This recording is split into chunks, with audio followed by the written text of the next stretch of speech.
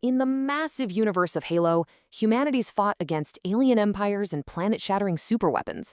But in Nightfall, the biggest threat isn't some huge invading army. No, it's a silent, invisible killer. And what's worse, it turns soldiers against each other.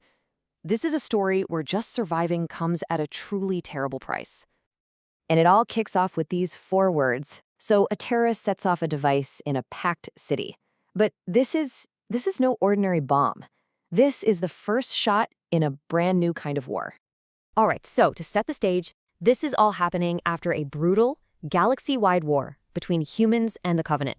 There's this fragile peace treaty in place, but let's be real, nobody actually trusts it. And, well, they're about to find out they had every reason to be suspicious. When the bomb goes off, it sends out this massive energy wave. But here's the weird part. It doesn't level any buildings, there's no physical damage at all. For a split second, you'd think nothing happened. But then, people just start to collapse, their veins turning this dark blue as they literally choke to death. It doesn't take long for the scientists to figure out the horrifying truth.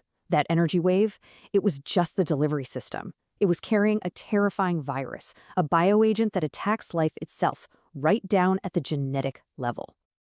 And here is what makes this weapon pure nightmare fuel. It's precision.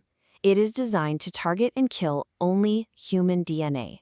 It leaves every other living thing, animals, plants, you name it, completely untouched. You quickly realize this was just a test run. And the intel? It says Earth is next. The source of this thing is traced all the way back to a broken piece of the infamous, catastrophic Alpha Halo ring. So, with the future of the entire human race hanging by a thread, a high-risk mission is thrown together. A joint team of elite soldiers gets sent to this floating chunk of a Halo ring. Their mission is simple but deadly. Find the source element and destroy it before it can be turned on Earth. And this place? It's about as hostile an environment as you can possibly imagine. It's just a dead piece of rock, and it's orbiting way too close to a blazing hot star. During the day, the surface temperature is so extreme it can burn a person to a crisp in seconds. This whole mission is basically a race against the sun. They've got a 16-hour window. That's it. They have to land at nightfall to avoid being instantly vaporized, find what they're looking for, and get the heck out before the next sunrise. If they're late, they get incinerated. The clock starts ticking the second their boots touch the ground. But, as if a killer sun and a ticking clock weren't bad enough, they're not their only problems. As the team starts moving through the darkness, they realize pretty quick they are not alone. I mean, think about it. You're on a mission to stop a genocidal weapon on a rock that's going to cook you alive in just a few hours. What could possibly be worse than that? Well, the locals. So meet the Ogallolo. They're this native species, millions and millions of tiny worm-like creatures that move together in a massive swarm. And what do they absolutely love? Technology.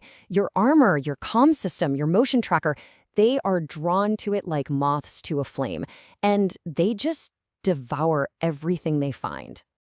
And at the worst possible moment, just as the team finds their target and calls for their ride home, the Ogallolo swarm the evac ship. The creatures just pour inside. They consume the pilot, and the ship crashes and burns, blocking their only exit. They're stranded, and the sun is coming. Now, with their only way out completely gone, and the sun creeping over the horizon, the real enemy starts to show itself. And it's not the worms, and it's not the lethal environment, no. It's the people standing right next to them. 3. That's it. That's how many hours they have left. And that kind of pressure, it becomes completely unbearable. The thin layer of military discipline and teamwork just starts to crack wide open.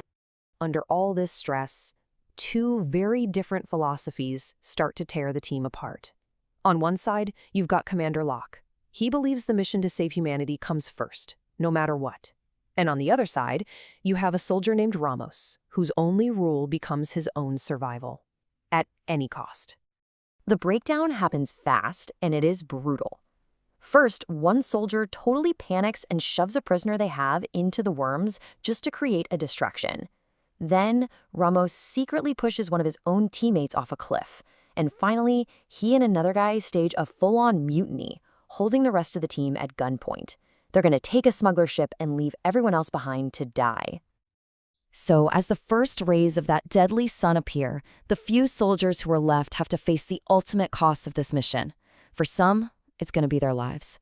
But for others, it just might be their humanity. With the team completely broken, the ranking commander, he makes a choice. He takes his late daughter's bracelet, breaks it, and makes a lottery with the beads. See, the damaged ship they have can only carry 2 people. If you draw a white bead, you go. Red bead, you stay. It's a horrible choice, but it's the only one they have. Locke and another soldier named Mauser, they draw the white beads. The commander accepts his fate with these words, reminding them what being a soldier is all about. It's this incredible moment of sacrifice that's the total opposite of the selfish betrayals that just tore his team apart. So what happened to Ramos, the guy who said his survival was the only thing that mattered? Well, in a perfect twist of karma, his own partner betrays him. He throws active gear at Ramos to make him a big, shiny target for the worms. But then the partner panics, fires his gun, and the sound draws the swarm right to him too. Their whole survival at any cost plan, it ended up costing them everything. As Locke and Macer are struggling to get their ship off the ground, the worms swarm them. In one last, unbelievably heroic act, the commander turns on all of his gear, drawing the entire Olgalo swarm to his position. He leads them right to the raw bioagent and sets off a massive explosion, wiping out the threat and himself, but saving all of humanity. Locke and Macer manage to escape just as the sun scorches the rest of the Halo fragment. And they're left to wonder about the real question at the heart of this whole story. When survival is on the line and you're forced to choose between the mission, your team, and your own life, what really is the true cost of victory?